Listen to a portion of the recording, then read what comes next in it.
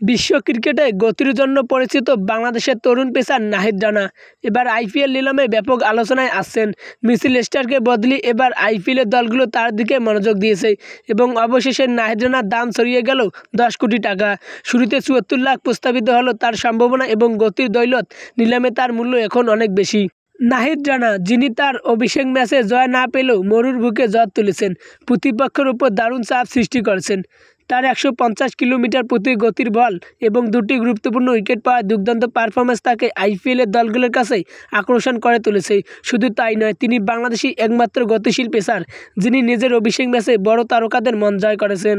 নাহিদ রানার প্রতি এখন তুমুল আগ্রহী দেখাচ্ছে আইপিএলের 4টি শীর্ষ দল: Kolkata knight riders, Mumbai Indians, Punjab kings এবং আরও একটি বড় দল। তাদের মধ্যে চলছে কড়া প্রতিদ্বন্দ্বিতা, আর নিলামের মঞ্চে শুরু হচ্ছে রীতিমতো কড়াকড়ি। তবে ভারতীয় গণমাধ্যমগুলো শুনে যাচ্ছে কলকাতার হয়ে খেলবেন নাহিদ রানা। হাসান আলী, স্পোর্টস, ঢাকা।